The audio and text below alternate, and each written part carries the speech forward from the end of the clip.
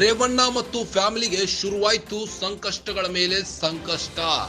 ರೇವಣ್ಣ ಕುಟುಂಬಕ್ಕೆ kidnap case ಮುಳುವಾಗಿದೆ. ಮಹಿಳೆ kidnap ಪ್ರಕರಣದಿಂದ ಮತ್ತಷ್ಟು ಕಂಟಕ ಎದುರಾಗಿದೆ.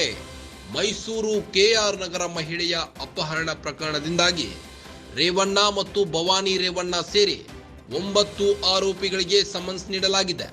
ನ್ಯಾಯಾಲಯ 9 ಆರೋಪಿಗಳಿಗೆ ಸಮನ್ಸ್ ಜಾರಿ ಮಾಡಿದ್ದು ಆಗಸ್ಟ್ 28ರಂದು ಖುದ್ದು ಹಾಜರಾಗುವಂತೆ ಸೂಚನೆ ನೀಡಿದೆ.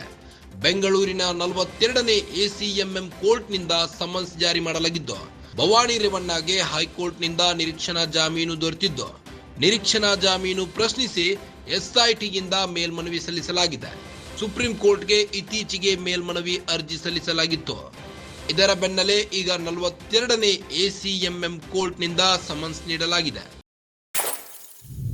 ರೇವಣ್ಣ ಮತ್ತು ಫ್ಯಾಮಿಲಿಗೆ ಕಿಡ್ನಾಪ್ ಪ್ರಕರಣದಿಂದ ಮತ್ತೆ ಶುರುವಾಗಿದೆ ಕಂಟಕ.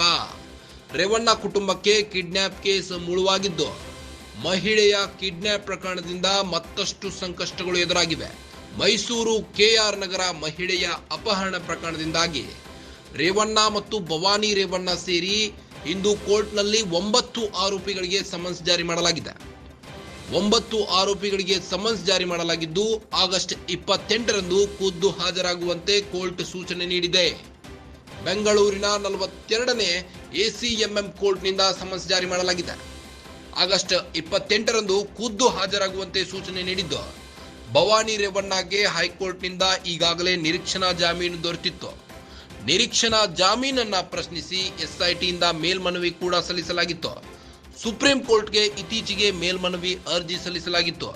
ಇದರ ಬೆನ್ನಲ್ಲೇ ಈಗ 42ನೇ ಎಸಿಎಂಎಂ ಕೋರ್ಟ್ನಿಂದ ಸಮನ್ಸ್ ಜಾರಿ ಮಾಡಲಾಗಿದೆ.